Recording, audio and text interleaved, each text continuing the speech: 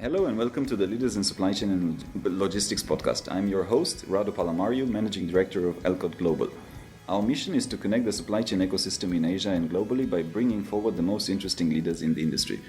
And it's my pleasure to have with us today Aadi Vaidya, who's the Chief Operating Officer at Zilingo. Zilingo is the top fashion and lifestyle marketplace allowing smaller merchants from Southeast Asia without an online presence to list their items for sale direct to consumer. They have raised Series D funding of $226 million, nearing almost a $1 billion valuation. Aadi founded the Indonesia business and grew it from zero to one of the largest fashion marketplaces in ASEAN today.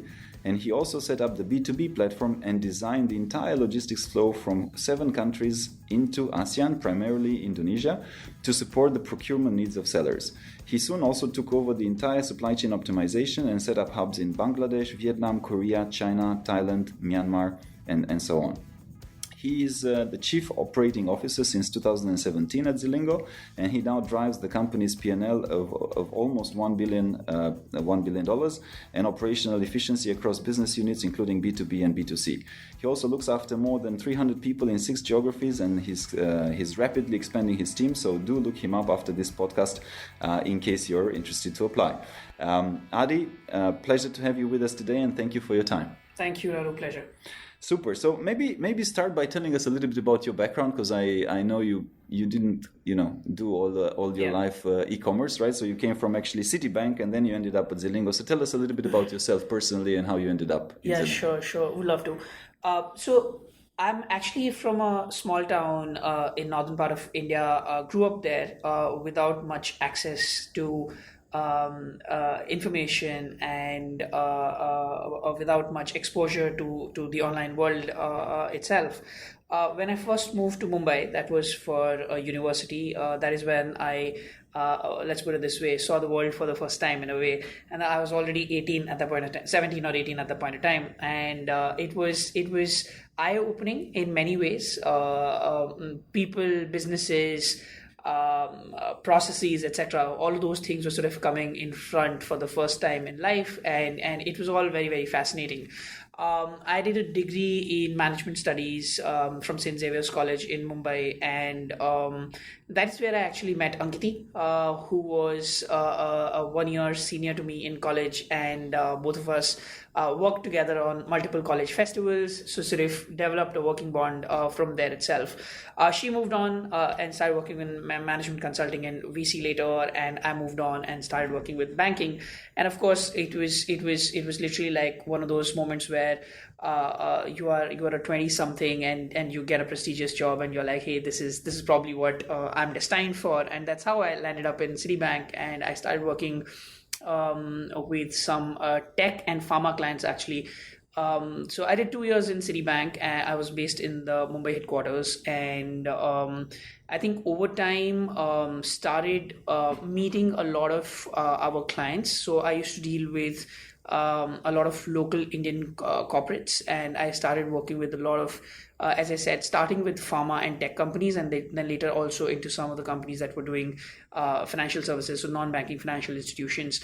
I think the core learning that came out of that entire experience was, and of course, at this stage, I wasn't really sure what I really want to do in life, but the core learning that sort of started coming up, especially in the Indian ecosystem of corporates, was that things are really marred by inefficiencies. Now, when we are working with NBFCs who are lending to, one of the NBFCs I was working with was actually lending to truck drivers, and that's where the first sort of interaction with smaller businesses happened, and you could see that those people are not really at advantage. And if something could be done for them, it would definitely change lives of many people involved. Unfortunately, when you're working with a bigger financial institution, you're actually working in the interest of the bigger corporates, etc. And nothing wrong in that, but and that's the client set those guys are working on. But that is somewhere where I guess the first sort of hints came that, hey, I really want to help the other side of the spectrum, where you could actually work with these smaller businesses and maybe have impact on scale. And I think 2.5 years of Citibank, and one fine day Ankiti called me and she said that, hey, I'm looking at this idea of doing something for businesses in the fashion and lifestyle supply chain. Wasn't very aware of how the entire supply chain works. So did a bit of a study, met her a few times, and we started coming down to Bangkok a couple of times as well. So Bangkok, India, a couple of other countries were some of the first sort of places where we were doing the hypothesis or running the hypothesis on. And that's when sort of we decided that, hey, this really is an untapped opportunity. I think where the idea also came from was we were coming from India, where the Flipkart and the Amazon revolution was really on the up. Southeast Asia, on the other hand, even though after so many trips that we made, we realized that even though it has much better infrastructure, both in terms of logistics as well as in terms of smartphone penetration, internet penetration, etc., was somewhere lagging behind as compared to, let's say, an India or a China in terms of this entire e-commerce revolution. So I think that is where we sort of found a natural fit, and we knew that if we don't do it now, someone else is definitely going to do it. They were, of course, the rocket internet companies at that point in time, and all the credit to them for sort of clearing the jungle. But they were either extremely horizontal marketplaces like the likes of Lazada, or they were people who were working on slightly higher end brands. No one was really aggregating the smaller businesses, which is what we wanted to do. And that's how we ended up in Bangkok and started the business from there. Mm-hmm. Super. I mean, so, it's important to who you go to college with, right? Yeah. choose your good crowd around you. Yeah? Totally. And tell us a little bit, because there's listeners from all over the world that will tune into the podcast. Tell us a little bit about Zilingo and explain it very simply to them in case they're not familiar with it. Surely. When we started the business, and from the last question itself, the idea was to aggregate small fashion merchants in ASEAN, bring them to light in terms of the digital economy, and give them a platform to sell to consumers across the region. That is simply where we started from. It was as simple as that, aggregating small businesses and giving them a place to sell. I think over the last 4 years, the idea or the business has evolved quite drastically. What started happening after about a year and a half of us doing this, what we realized is that the biggest challenge is not really selling here. The biggest challenge for these guys is not really selling. Of course, it's great to have a platform that empowers them or enables them to sell to businesses across the region or maybe consumers across the region. But the challenges are far deeper entrenched than just a distribution challenge. The bigger challenge, for example, for these smaller businesses was sourcing. Like, hey, where do I really source from? Or another bigger challenge was financial services. The banks or institutions in this part of the world were not willing to touch these businesses, these small businesses.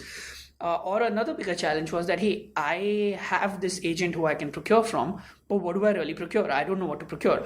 So when we started sort of looking into these challenges and sort of went a bit more upstream, we realized that the B2B side of things, where the businesses are dealing with other businesses, is not really solved for to a great extent. And of course, B2C is a lot more sexy and people want to solve for it. B2B is getting your hands a lot more dirtier. But when we did that, the output per unit effort was a lot higher. And that's when we realized that, hey, maybe this is also something that we should start exploring. And today, I think 4 years later, B2B is actually a larger part of the business at this point in time, where we do multiple services on helping these businesses and stakeholders, literally from sourcing to financial services to trend analytics, et cetera, et cetera. So that's where the business has evolved to today, from just being a small e-commerce marketplace.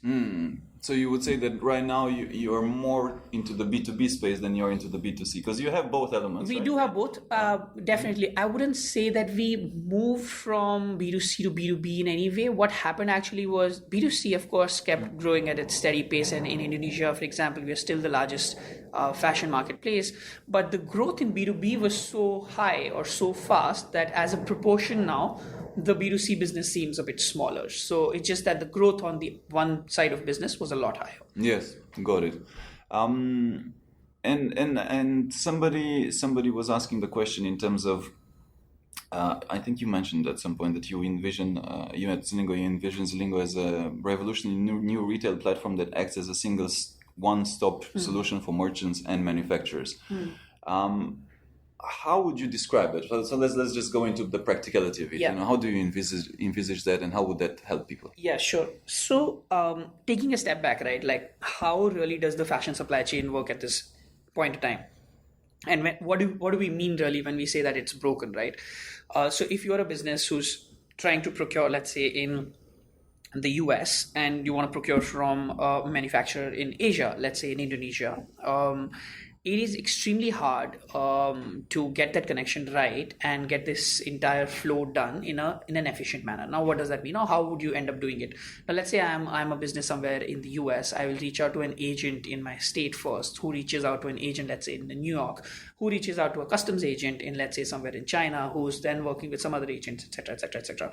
So the whole process is marred by middlemen. There are middlemen after middlemen after middlemen, each of those sucking in 5 to 10% of the margins, making it extremely expensive for the final brand to eventually procure those items, or making it extremely hard at the first place to even understand what to procure. So one of the things that we talk about a lot internally is called yarn to closet. So what we are saying, or what we are envisioning, or what we are telling our teams internally, is that our objective is to make the yarn to closet process as simple as possible. We want to remove these middlemen and ensure only the right people, or the people who add value, stay in this supply chain. So we work today, for example, with people from who are producing yarn to fabrics to ready-made garments to brands and eventually consumers. And those are really the people who are adding value. Other than that, it's just some sort of information arbitrage that is happening, and you're making money on that. So the idea is to remove that information arbitrage.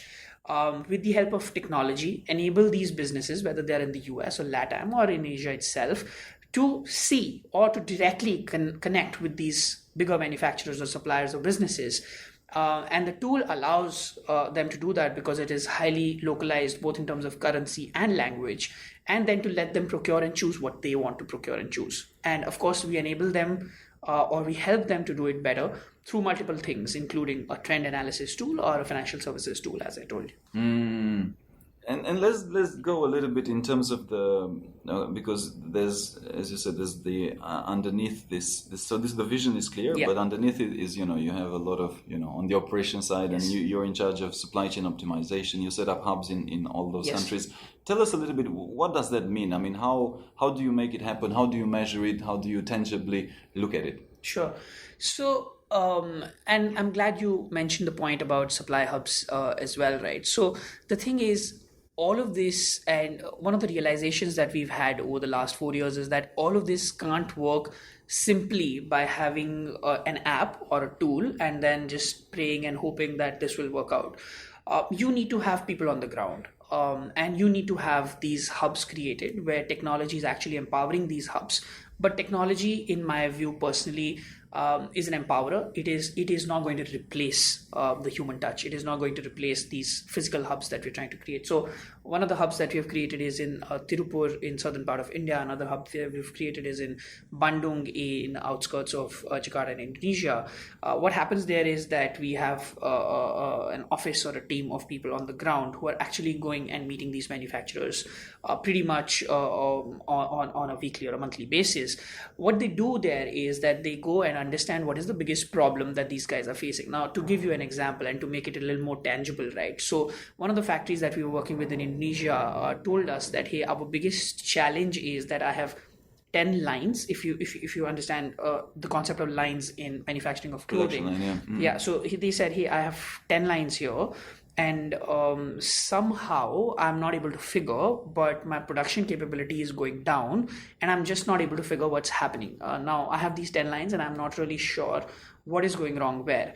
So we worked and we helped establish an ERP mechanism, quality control mechanism for them there, using the technology that we have plus the partners that we work with, and they were then able to figure which of these lines were actually doing better and which of the lines were not doing better and why those lines were not doing better. So these technology or these tech basically enables them to see that on a, let's say, a heat map basis, this particular line has 5 defaults, or this particular line has only 1 default. And then you can actually figure that out, take it out and solve that problem and then fix it. So those are some of the things that we've started doing. And again, on a very, very tangible level. This was a very, very microscopic example where literally to the level of line efficiency is something that we're trying to solve for. And then, of course, there are metrics attached to these things on which factory is doing better in terms of let's say lesser defects, better sort of delivery timelines, etc. So that is sort of on a very ground level how this is working. No, but that's fascinating, and I mean, I didn't realize that you go into that much detail, and then I mean, I'll sidetrack a little bit with the question now, but so how do you charge on? I mean, in terms of the business model, right? So okay, because if somebody posts an item for sale on your website and then you sell, then you get a cut. It's quite straightforward, right? But in this case, I mean, how do you charge? Is it like a subscription? I mean, how do you? For sure. So I think the model is still the same. The model is very clear to us in our head, where we don't want to charge the business partners that we work with unless they sell. The idea is to make sure that as you sell or when you sell, we charge you for it. Now, these tools on the whole, and we don't enforce businesses to necessarily pay a lot of money for these tools. Of course, there might be a minimal subscription fee because if something is for free, people don't value it.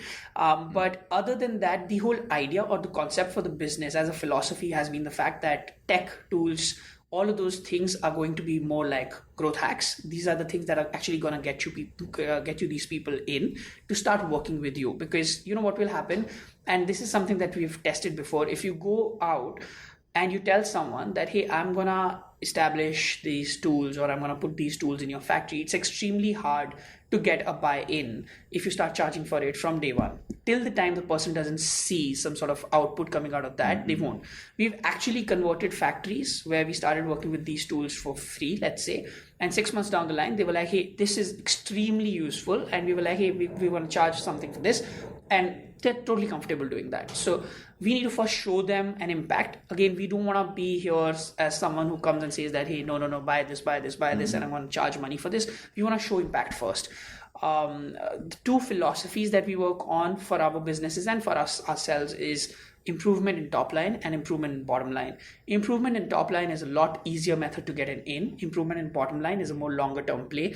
And we feel like both are extremely critical, but you need to go from the top line approach first, install the things that will help improve bottom line, and then over time start monetizing on that. And in terms of okay, so if we had to look at some of the current challenges that you face, right? So all this is really interesting, and I'm sure that you know that's why they have you, right? Operations people are there to fix problems. So what's some of the biggest problems that you face in your operations at the moment? I think in terms of the ecosystem on the whole, it's and from the first question I was mentioning that we're very grateful to the likes of Rocket Internet who cleared the jungle.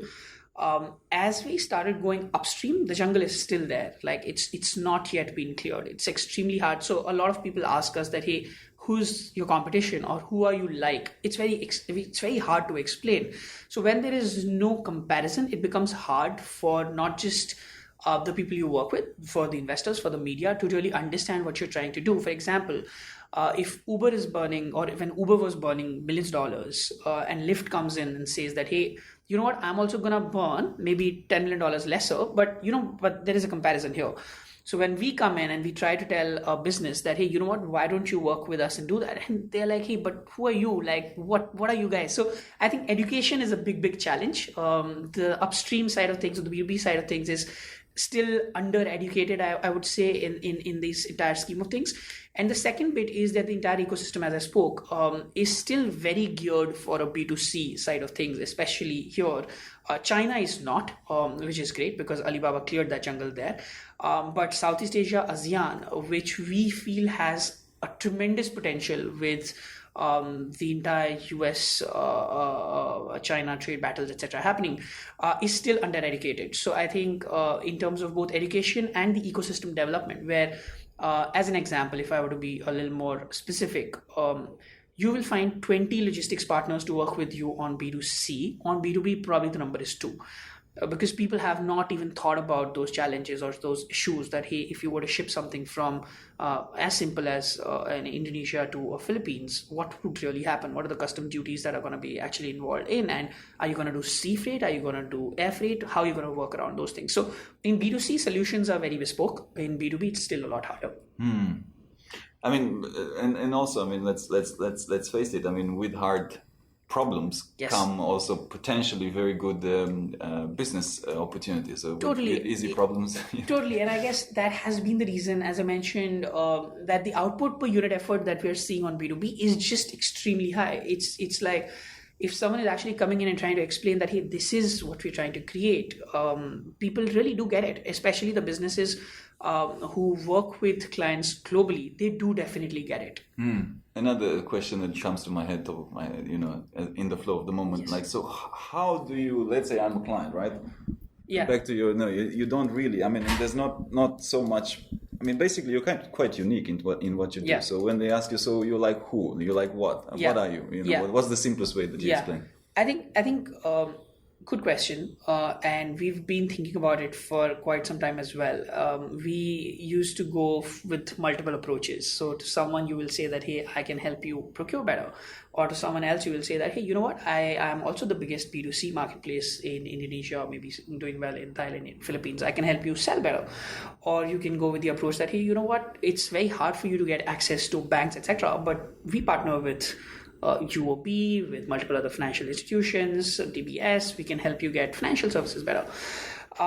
But it's just a complicated pitch every time because you're trying to tailor it for the client. So that approach, of course, still works. But one of the good things that happened that our tech guys who work out of Bangalore in India did was that we created a single UI or single UX experience for our businesses, and it's a recent development, not a very complicated piece of tech, but one of the landmark things that we did actually, where now there is a single app which we go and show the business and we say, you know what, this is us. So it says source, it says sell, it says financial services, it says ERP, HRMS, whatever you want in one piece. So we say that, hey, we are a single stop solution for you as a business to do whatever. And we were talking about this internally. There are a couple of people in the team who had their own businesses, and they were like, hey, if I had something like this, it would have made life so much easier because I can just go and say, I want to procure this, I want access to financing, I want to also sell here. It's all there in one place. So a single stop solution now. Of course, when we go and meet multi-million-dollar clients, it's a lot different there. We try and pitch in a more tailor-made fashion. But for smaller businesses, it's the single stop solution. No, super. And the fact that you've got people within, and there's a couple of obviously entrepreneurs. There's a lot of entrepreneurs within the company, as I know. And if they said that, let's put it this way, scratching your own itch is a very good strategy for making it. And I think what helps a lot is totally aligned. What helps a lot is that we are talking to our manufacturers like all the time, and we are talking to our sellers all the time. And of course, B2B is comparatively newer, but B2C sellers are B2B buyers. So you keep meeting them, asking them that, hey, what is it that is going to really help you? Yes. One listener had the question in terms of going a little bit into your main consumer portfolio and then target markets for expansion. Yeah. If you can give us some idea on that. I think it would have been a lot simpler answer about a year ago. It's a lot more complicated today. What we've started realizing as we started going upstream was that, hey, it's not just the ready-made garment manufacturer who needs help. It's not just the brand who needs help. You know what? The fabric guy also really needs help. Or you know what? The yarn guy also really needs help. So the target consumer is pretty much every stakeholder in the fashion and lifestyle supply chain, starting from yarn to fabric to RMG to brand and consumer. And we are tailor-making solutions for all of them. Of course, for a consumer, the solution is far different from all the other businesses in the supply chain, but you tailor make. So for fabric, for example, it's a lot easier for you to sell online as compared to a ready-made good because fabric specifications are a lot more standard.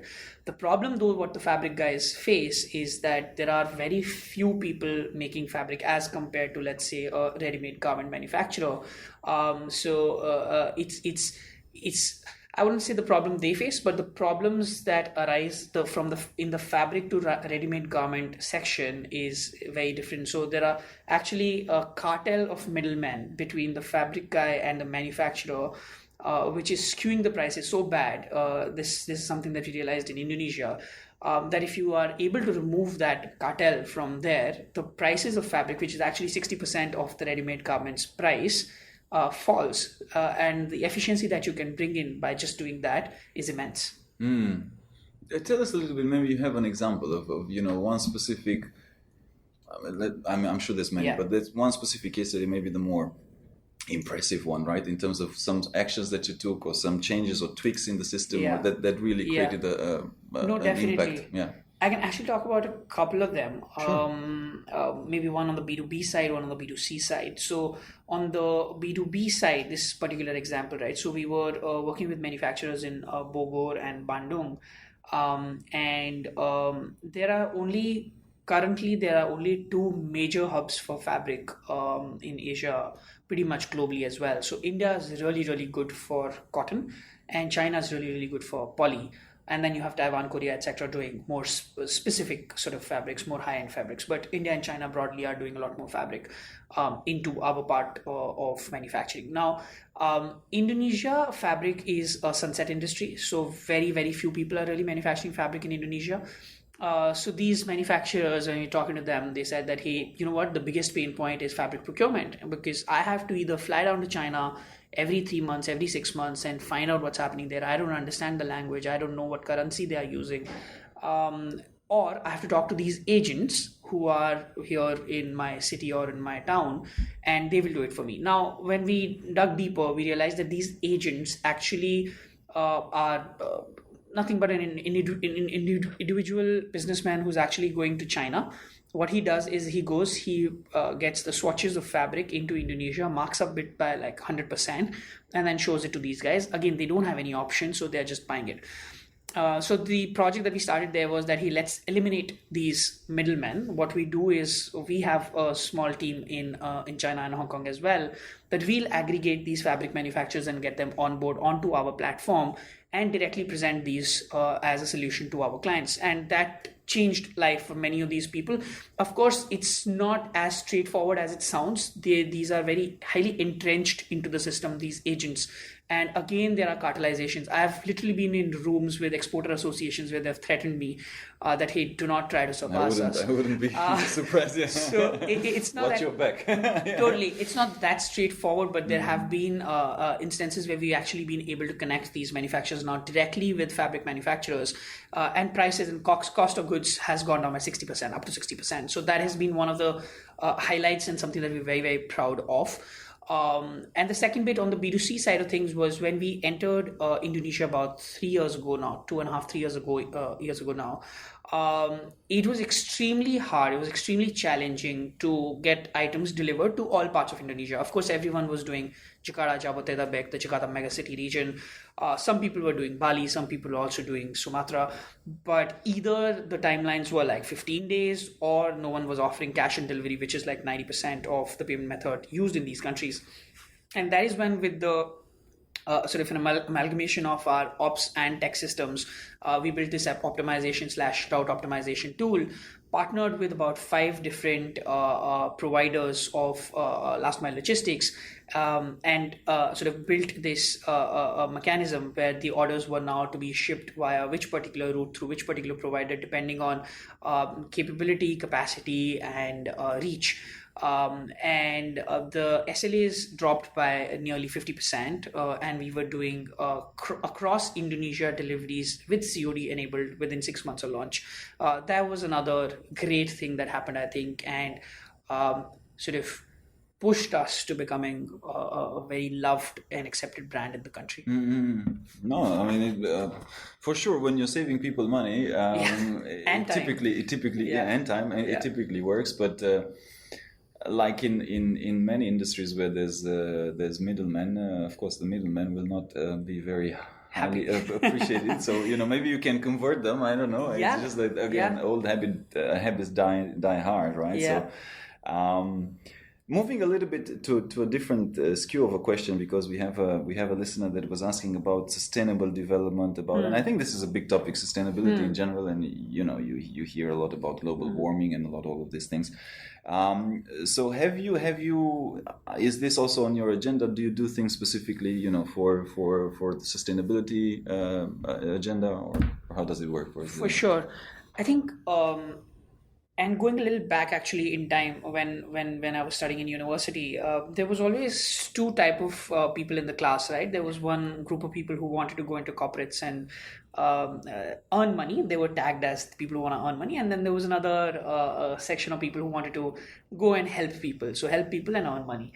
I think what Zilingo has enabled us all to do is not just be in that sort of I wouldn't call it corporate, but not just be in an environment where you are trying to build a business, but also help people and also help the planet. And how does this happen, right? It's very entrenched that as and when you start optimizing a particular supply chain, you eventually start helping things on a more macro scale. Now, unlike an electronic supply chain where a Foxconn exists and is pretty much building iPhones for everyone in the world, the fashion supply chain is so fragmented with hundreds and thousands of manufacturers across the world that if you were to in any way sort of aggregate these businesses and bring some sort of efficiency, you will save not just time or money, but also the planet in some ways. Now, to be a little more tangible, right? So, building a T-shirt, for example, or manufacturing a T-shirt takes about, I don't know the exact, I'm forgetting the exact number, but about 20,000 liters of water, I'm assuming, from growing cotton to then manufacturing it to then shipping it, etc. So the whole process is about 20,000 liters of water. Now, the thing is with Zilingo's trend analytics tool, if you are able to actually predict better what sort of T-shirt you should be building, the inventory won't go waste. Like someone is definitely going to go and buy it. I'm not saying with 100% surety that the item would get sold, but the probability of getting sold increases. And if you're actually able to do that, you are saving water, you're saving the planet. We also work across, there are efforts across the company where we are trying to reduce waste. So again, one of the things that we're doing with our fabric manufacturers is that one of the bigger challenges for these guys is, now let's assume I get an order from Zara and I have to procure 10 tons of fabric. They would generally order 12 tons, accounting for wastage, and generally there would be a wastage of about a ton, and another ton would be left. Now, what do you do with that, right? So we've actually designed a program where we are procuring this excess fabric, putting it on the platform, and then selling it. So that has, again, not just helped these guys get better money, but also reduce wastage on the whole. And of course, all of this ties back to saving water, CO2 emissions, etc., etc. So very committed. I don't think these are different things, and I'm not a big fan of people doing business and then allocating 0.5% of their top line on CSR. I think both need to be interlinked, and I think we are going in that right direction.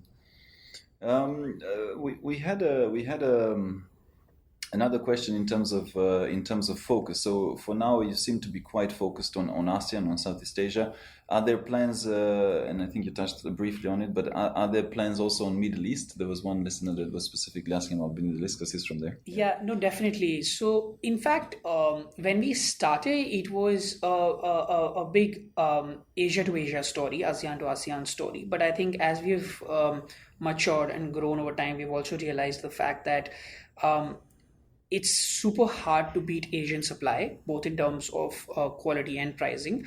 But you need to have a global vision in terms of the demand. So we are very open to exploring demand in other parts of the world as well. In fact, as I mentioned, and I gave the example of a US business, that is actually a real example. So we actually have set up an office now in the US and in Sydney in Australia as well, where I don't know why this realization didn't happen earlier, but we are actually able to sell faster, better, with higher margins in developed world, because I think the proximity is lesser to the supply and hence it's easier. So totally, definitely, Middle East is one of the countries or one of the regions on the radar as well. Super. We talked also a little bit about disruption, about the new things that you're doing, about the new things that you're planning to do. There's existing, obviously there's some existing providers in the space of supply chain and e-commerce and all of that, but which one of the initiatives that you're doing do you think will make the most impact in terms of disrupting, if you may, right? And you've talked about the one-stop solution. I mean, I think in my head that probably is it, but I'm just going to ask the question because it was specifically framed like that. Yeah, I think we need to go deeper into factories, into manufacturing, and I think that is what is going to cause the next wave of disruption in the supply chain of fashion. I gave one example of ERPs and better line management, etc. And again, since the whole system is so unregulated, even a small piece of thing happening there helps. So, for example, till today, efficiencies and uh, the lines, etc., are being managed on whiteboards, even for the factories that are producing for the biggest international brands. Happy to share some content around how we are changing those things as well. But I think one of the things that our factory owners keep talking to us about is pilferage. And they say that there is a lot of stuff that is actually getting stolen from the factories. So, and this is something that we are having an active discussion with some of our investors who are very keen on looking on things like this in terms of technology, creating disruption, and with the 3 to 5 years view, right? So we are actually thinking of installing not just a software but hardware and IoTs in these factories where you have uh, uh, um, no one needs to manually then upload that, hey, these are the products in my warehouse. Now if there is an IoT there and the inventory is auto updated onto the systems, the chances of pilferage and theft reduces drastically. And again, this is not a small problem. It's a 5 to 10% of the items getting lost. Another problem or a big challenge that one of our Bangladeshi partners told us was that, hey, I have about 40,000 people working in my factory. I think 5,000 of them don't exist. So they are ghost workers who are just somehow getting the attendance done and they never come to work. So now again, you can't think of the solution as putting a fingerprint reader, because 40,000 people doing fingerprint reader, a full day is going to go in that. So we are actually thinking of installing some sort of RFID chips in these factories so that as you walk in and through your ID card, etc., it gets read and you are in and your attendance is done. So I think there will be some sort of disruption in terms of the entire process in which these factories are run. Some sort of blockchain contracts are something that are on the radar as well, because again, trust is broken. Supply chain is so fragmented. So if you have a closed-knit blockchain sort of solution around contracts, that can also definitely help. So we're looking at into blockchain, into IoT, into some sort of hardware as well as years go on, and that is, I feel, going to be the next change of the supply chain. I guess in the fashion space. Well, I mean, if I can chip in with my own observation upon going to a lot of conferences, and I've just returned from Europe, and I've attended in Industry 4.0. This was not for fashion specifically, but was for manufacturing in general. And top, Fortune 500 companies are all about all this, Industry 4.0, IoT, blockchain, machine learning, artificial intelligence. But again, I think, where you guys operate and where most of the other 99% of the companies that exist are not Fortune 500. Yeah. They're not at that level of development, technology, and so on, right? And then you need to kind of, they, like you rightfully said, they run maybe manufacturing lines on a board, or they run their company on an Excel spreadsheet, and it's just a reality of today's world, right? So then how do we help all these companies also up their game, right? So it's interesting what you mentioned, because it almost sounds in my mind as in you will have a plethora of or that you're trying to get to a plethora of different tools, or it's almost like you're building a toolbox, and depending on where the company is, or the manufacturing or the producer is, okay, let's see what you need to make the biggest impact on your business. And I think data is gold, right? End of the day, tying back to one of the questions you asked earlier, that are we really monetizing on these tools today? Maybe 100% not, maybe some percentage. But the idea is that if you don't get a large chunk of these businesses on the platform upfront and really realize what the problem is and then double down on that, you're going to be living in a dream world where you will be solving one small problem which probably doesn't even matter to the larger masses. And let's talk a little bit about about people, because ultimately this is what makes all these beautiful technologies work and come together. So you have about 300 people right now in your team. So what makes it, what's the most difficult, let's say? Because it's also, when you're building such solutions that can be quite broad and you're kind of building a product that doesn't exist or hasn't existed, it's much more difficult to find the right type of mindset. And it's easier for Citibank, let's say, to find another banker than it is for you guys to find 100%. Somebody that hasn't done what you've done, because you don't, so how do you tackle that? I think very important question, extremely hard to hire the right people. I think that is probably one of the biggest challenges. When you're building something like this, which has not existed before, or something that is revolutionary in sorts, it is not really specific experience that matters. Of course, it is important, or it's a good have that someone has come from, let's say, a supply chain background, or someone's done some sort of marketing services in another company before. That's all helpful. But I think what is the most important part is the right attitude and sort of alignment to the vision. Now, there have been a lot of people who've come and spoken to us who are great CVs and have great experience. But when you talk to them about the vision, that, hey, the idea is to transform the fashion supply chain, which is about 3% of the global GDP, that's about $3-4 trillion, people are just not able to fathom it. And the idea is, and a lot of people tell us that, hey, in 4 years, you guys have raised a lot of money, it's a good valuation. We feel like we're not even 1% done, because all of this has happened at pace because no one has really touched that space. Like, it's virgin. Once you start touching that space, the opportunity is just immense. We are looking for people who have that audacity, have that courage, have that alignment to the vision that, hey, we are here to change the world in some way or the other, but change it for good. And I think that is the most critical factor here. We've had people hired straight out of university. We also have people with 20 plus years of experience. But you know what, when you talk to them, you realize that they talk the same language and they understand that vision. But it's been extremely challenging. We have about people from about 15 different nationalities. So we scout for people from across the world who understand the vision and who want to really make a change. How about the future? How about back to the people that end, and it's a common question, whether you are graduating or, to be truthful, also if you're 50. I mean, if just picking an age, right? I mean, let's say it's more senior in your career. Because it's getting to a point where things are shifting so quickly that maybe you are very experienced in something that might not be relevant anymore. Definitely.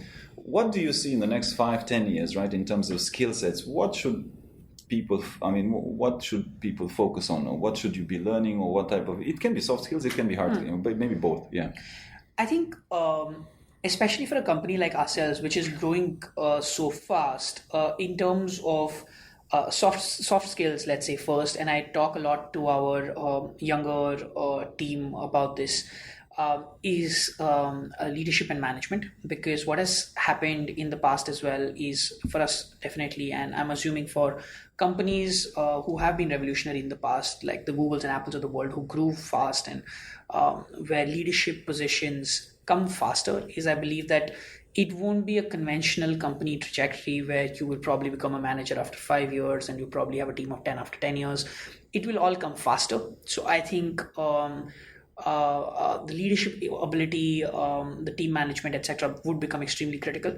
What that also means is, and that is, I think, the slight of an issue, if I may put it that way, is that people need to be mature faster. But then you have the Instagrams and Facebooks of the world making it an instant gratification world, and maturity levels do go down because of these things at times, and we see it. I think people need to be mature faster, people need to absorb better, people need to be leading better, and I think that all needs to happen faster. So I think in terms of the soft skills, those are some of the things that we personally look at. We look at people who are mature enough in what they're doing, irrespective of the age, etc.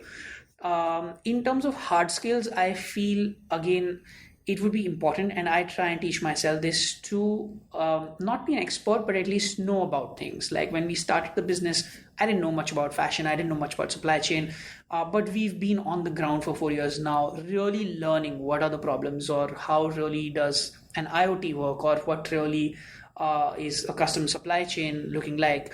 One thing I regret is I don't code, but I would love to. I think it's extremely important that you know what other people in the company you're collaborating with are doing, not probably to the extent that a CTO will know, but at least the basics. So I think it will be important that you have a plethora of skills in terms of at least understanding what people are doing and be a mature leader.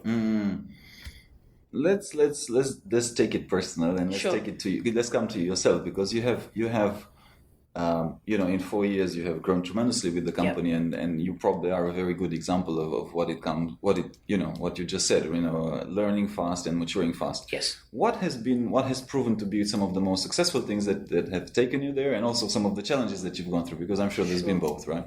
I think persistence is something I think, and it came to me immediately as you asked. I think it's not been an easy ride. Personally, also, I've failed multiple times. I have been to meetings where people have thrown me out that, hey, you are a small company. Who are you? I don't care. And what are you talking about? And get out. And there have been instances also where we've spoken to some of the biggest industry leaders, and they've been extremely humble. So I think persistence is first. You can't sit and have a broken heart and be sad about things. I think you need to keep moving on. Because to be frank, the best part about our world today, about the 21st century today, is that there are many opportunities. So there is no time to be disheartened, and you need to keep moving on because opportunity is not going to dry down. And I think the second thing has been humility.